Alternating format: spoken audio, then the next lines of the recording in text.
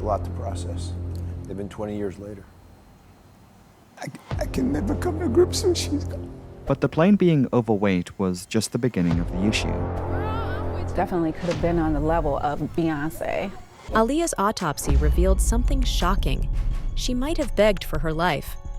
A single truth buried beneath decades of headlines. R&B sensation and actress Aaliyah Autopsy's life was cut short on the 25th of August 2001 after she and 8 others died in an airplane crash shortly after takeoff from an island in the Bahamas.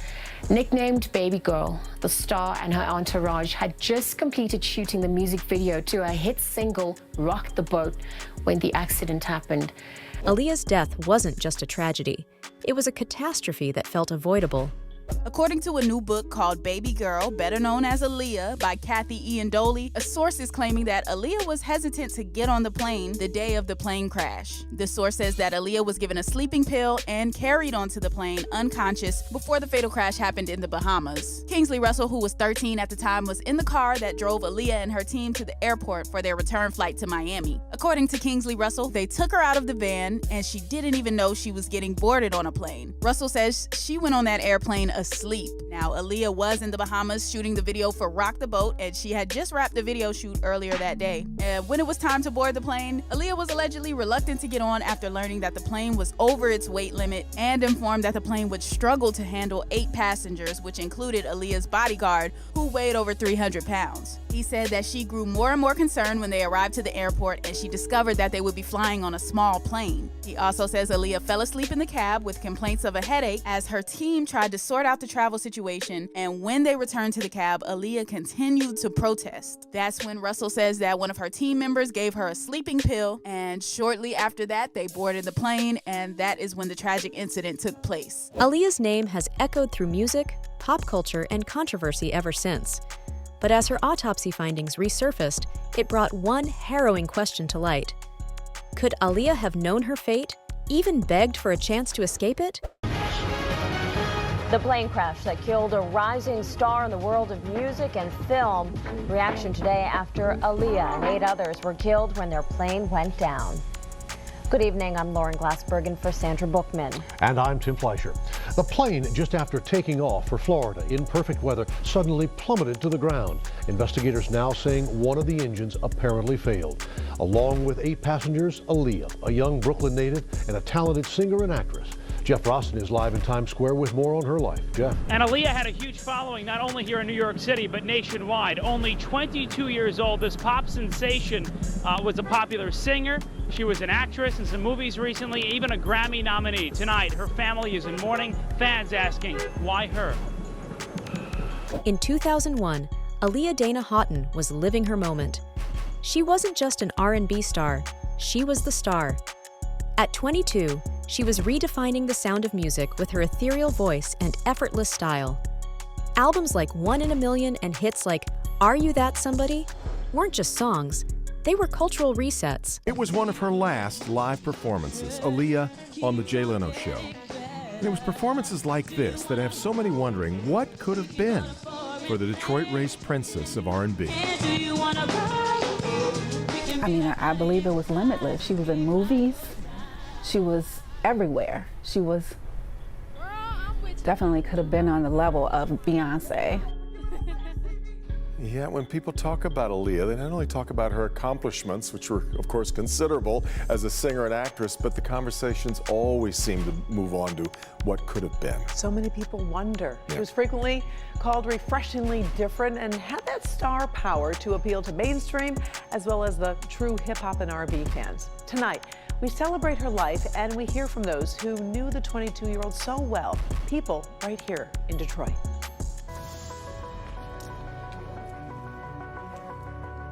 Aaliyah's death left fans, family, and others in the music industry wondering, what could have been?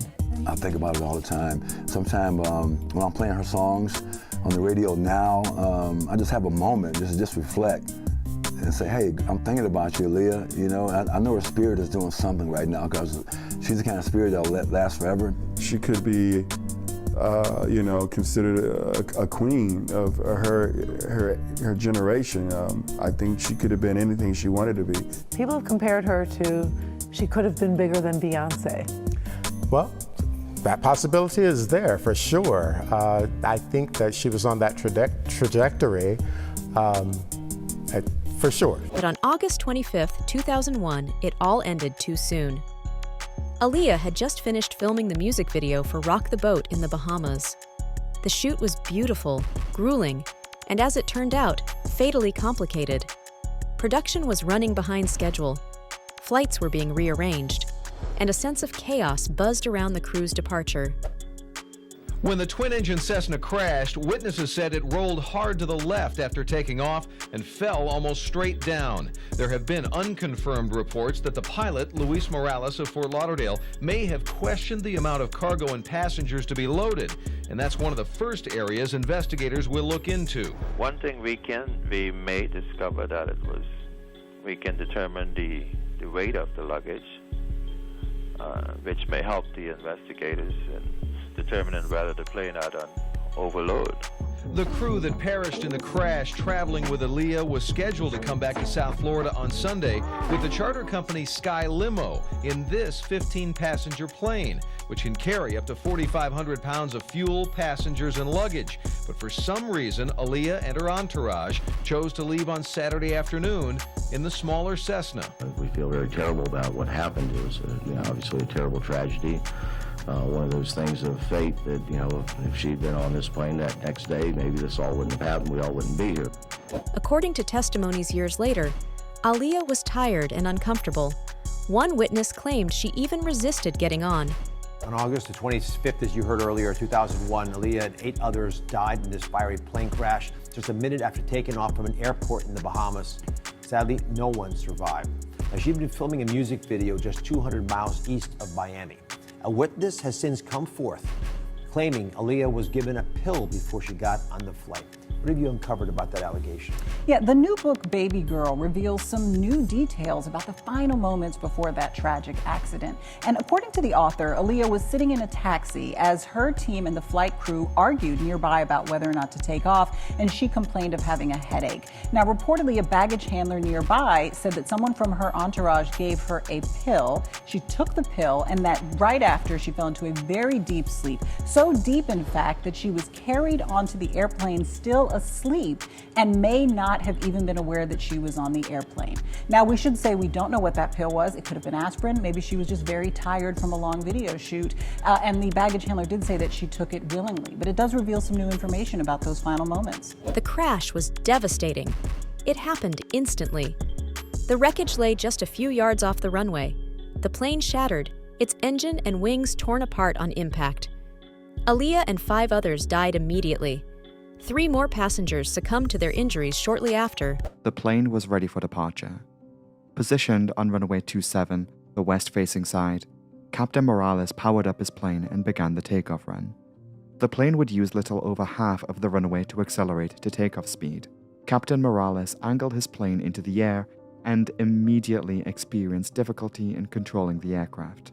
In the plane's very short flight, the aircraft peaked at an altitude under 100 feet above the runway. As the plane was highly unbalanced, the Cessna pitched into a high nose-up attitude. The left wing began to drop as not enough lift was being generated by the wings to sustain the excessive weight of the aircraft. This led into a left bank and the nose dropped.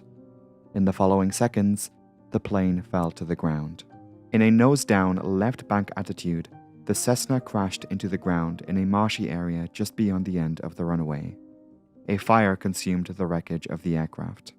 8 of the plane's 9 occupants were dead, killed when the plane crashed. There was one initial survivor, Aaliyah's own bodyguard, Scott Gallen. He was found by first responders, but he passed away shortly after the crash. The investigation put the accident down to multiple factors: an overweight plane, improper distribution of the weight, an unqualified pilot, falsified documents, and poor airline management.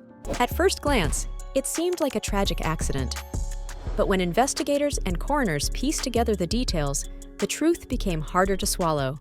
Some are wondering whether the crash that took Aaliyah's life was truly an accident. Despite no definitive evidence, some online sleuths believe that Aaliyah's death may have been organized to protect famous faces in the music industry who may have been involved in Diddy's alleged crimes. More intriguing, however, is a detail concerning the moments before the fateful plane crash. According to the Daily Beast, Aaliyah had a known fear of flying. Some question why she would have boarded the private plane, which was small and overloaded with luggage, a contributing factor in the crash. An eyewitness whose family reportedly owned the taxi company Aaliyah and her team used to get to the airport claimed to have seen her being carried onto the plane unconscious.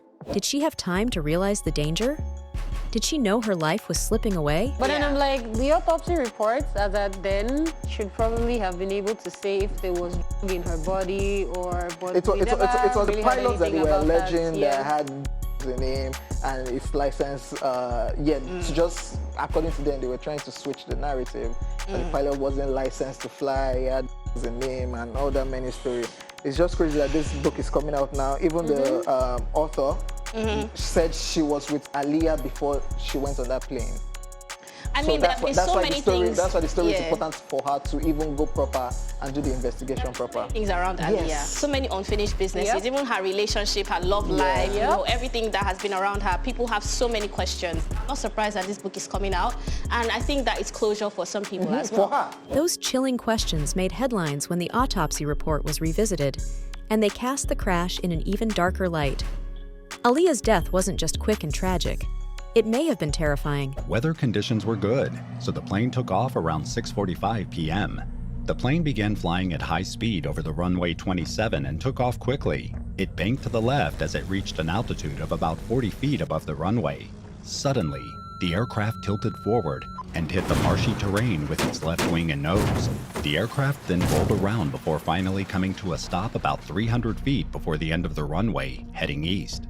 The plane had sustained heavy damage, and a fire broke out after the crash. About 135 square meters of the south side of runway 27 was covered with the wreckage. Lewis Key, a 25-year-old charter pilot who worked on an aircraft about half a mile away, witnessed the crash. He saw the Cessna crash when it was only 60 to 100 feet above the ground. The man ran to a fire truck and was horrified when he arrived at the crash site. It was an awful sight. Some bodies were so badly disfigured, you couldn't identify them. And two guys were alive, one screaming and screaming for help. He was horribly burned all over, said charter pilot Lewis Key. I've seen crashes before, but that was probably one of the worst ones, he said. It was pretty devastating. The aircraft was broken into pieces, and some of the seats were thrown from the aircraft. First responders on the scene found Aaliyah's body about 20 meters from the wreckage. She was immediately deceased. According to a later autopsy report, she had severe burns and head injuries. Just before the collision, she had gone into shock that weakened her heart. The coroner later indicated that even if she had survived the accident, her injuries were so severe that she might never have fully recovered. Aaliyah was only 22 years old. If the plane crash wasn't heartbreaking enough, the investigation revealed even more disturbing facts. The pilot, Luis Morales III, wasn't even qualified to fly the Cessna. He had been hired just days before the flight, and shockingly, had cocaine in his system at the time of the crash.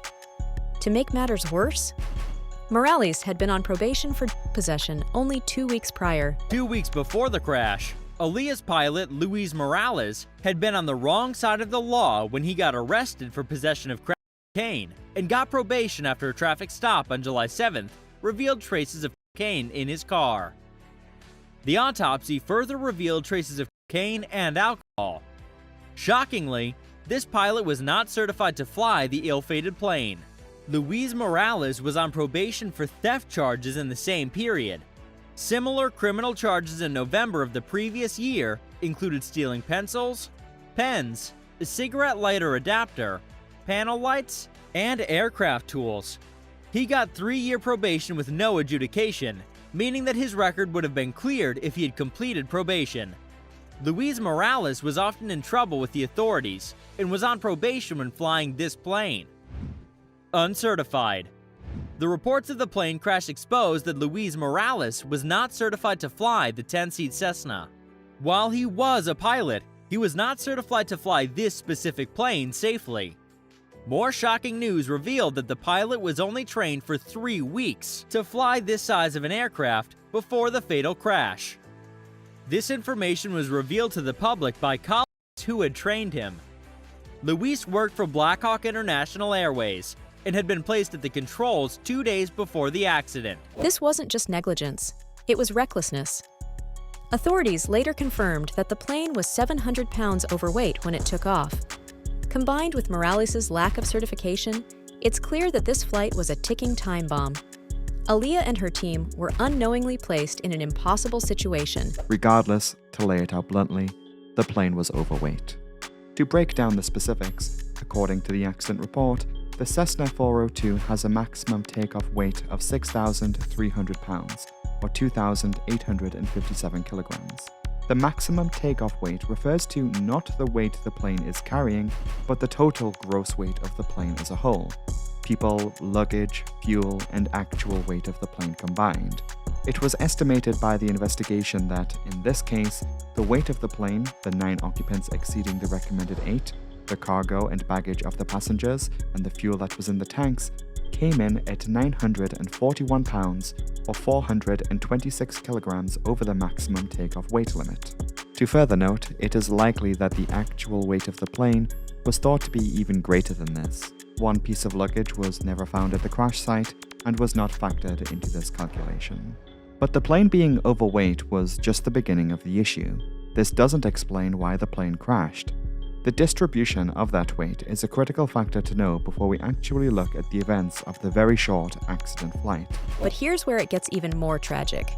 Before the crash, some crew members allegedly voiced concerns about the overloaded plane, but pressure to leave the island, to wrap the chute and get back to work, took precedence.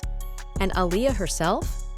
According to one account, she wasn't even fully aware she was boarding the doomed flight. Before they could leave, Lewis had some disagreement with the crew because he warned them that there was too much weight on board for a safe flight. But because they had waited so long, they were going to leave anyway. According to several sources, Aaliyah was known to be a nervous flyer. On this fateful day, she was very anxious about getting on the plane.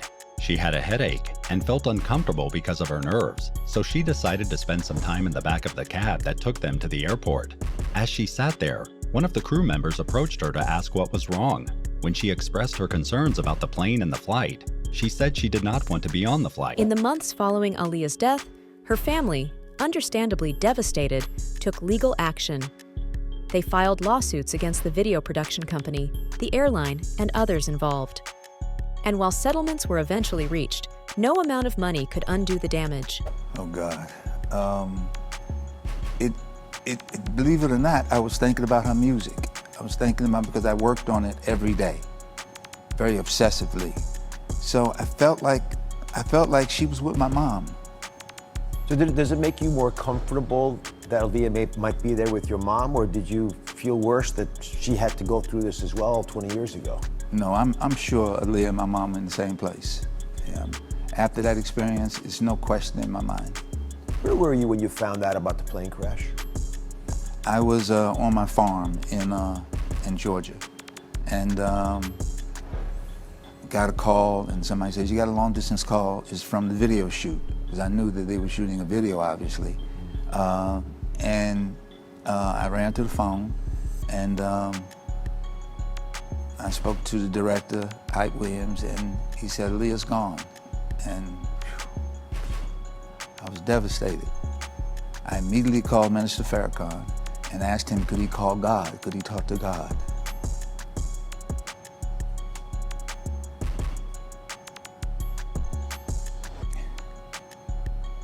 And he said, "Oh, my brother,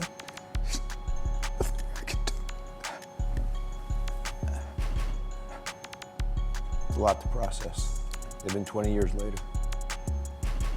I can never come to grips with she's gone." Aaliyah's light hasn't dimmed. Her music, her style, and her story continue to inspire. My memories of Aaliyah will be I met her at first when Missy was recording a record that we did with her. It was like I've known her all my life. And the last time I saw her, she had a party in LA. And it was like we had been friends forever. And I remember being in that party and we danced all night. Like it was just like, I can't really describe it, but it's just like, this was my girlfriend from a long time ago, you know, and we hadn't known each other a long time at all. So those are my memories, and she was just such a sweet spirit, very genuine, and I'll always cherish that moment. Oh, Rock the Boat is my favorite Aaliyah song. I do all the dance moves. I think I'm on the boat. All of that, that's like my favorite. What's the most unsettling detail you've heard about Aaliyah's death and the mysteries surrounding her autopsy? Share your thoughts in the comments. And don't forget to like, subscribe, and hit the bell for more deep dives into the most haunting and suspenseful celebrity stories.